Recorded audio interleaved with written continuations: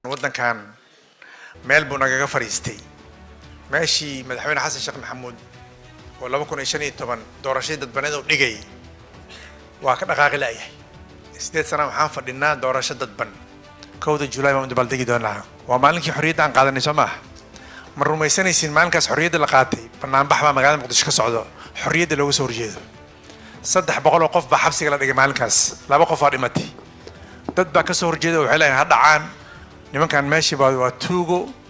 waxay la socdaan imbaariyada caalamiga banaanbax baa magaalada Muqdisho ka socdo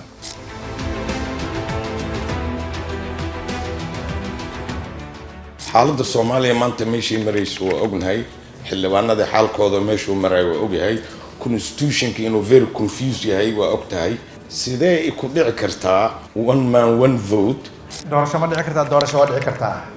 laab lagacna ma aha dhadhab iyo dhalanteedna ma aha waxaa laga hadlaayo waa qodobka kaliya oo heshiiska lagu yahay mucaarad iyo muxaafid waxaa heshiis lagu yahay doorasho qof cod in la aado heshiis baa lagu yahay qof diidan ma jiro intaan ogahay ma arkin qof leh doorasho ma dhacayso madaxweynayaashii maamul goboleedyadu go'aanka ay la qaateen dawladda dhexe oo ay maaragtay ma waxaan oran karnaa waa go'aan maaragtay sharciyad haysta qaabkee ayay dawladda dhexe iyo dawlad goboleedyadu heshiisyada siyaasadeed u gaari karaan dastuurka ayaa dhigaya in madaxda laamaha fulinta ee heer federaal iyo heer dawlad goboleed ay heshiisyada siyaasadeed iyo wadaxaajoodida siyaasadeed wada gali karaan sida uu qabo dastuurku article 51 in ay madasha qaranku go'aamo gaari karaan runtii go'aamo maaha waa soo jeedin go'aamada waxaa gaaraya waa golaha baarlamaanka iyagu waxay leeyihiin soo jeedin waa siyaasi waaye waa go'aamo soo jeedin siyaasadeed weeye doodii loo baahnaa bay fureen waxaan u doodaynay siduu guddoomiyaha meesha noo fadhiyaba uu sheegay waxaan u rooraynay waaye ilaa dawlad dhiskii 20 sano inaan helno qof iyo cod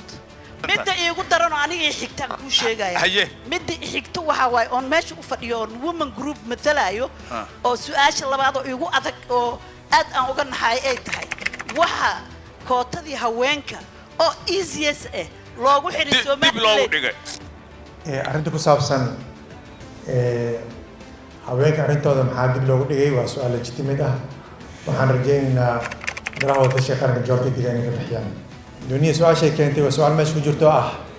waay dib loogu dhigay oo waxa laga hadlayo hadda horta bedel ay u noqon weyday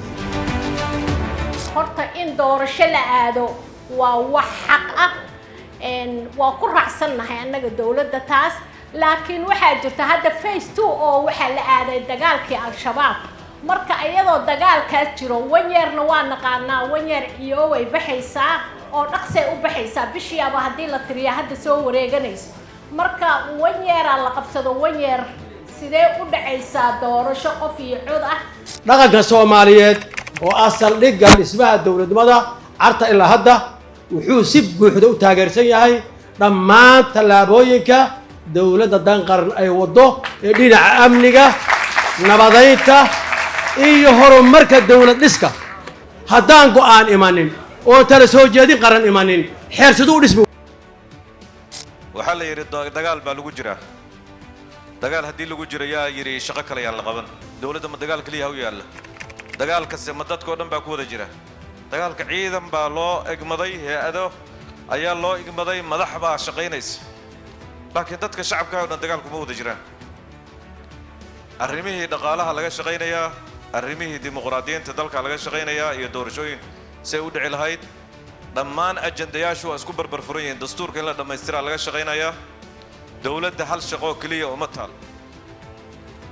shaqooyinkan oo dhan u wada yaalla dagaalku iyo in kooxaha khawaarijta dalka laga saarana intaan oo dhan ma dhici karto haddaan ayaga marka hore laga saarin meesha wasiirka arrimaha gudaha haddii uu leeyahay waan samayn karaa ya waxay qaadanayso in qof iyo cod dhaco waan samayn karaa hadduu na yiraahdo waa inaan aaminaa mas'uuliyiintayna mogtahay haddayna leeyihiin annagu waa la samayn karaa haddii ayna leeyihiin wadada annaga naga mid ah annagana horseedayaasheeda waa inaan aaminaa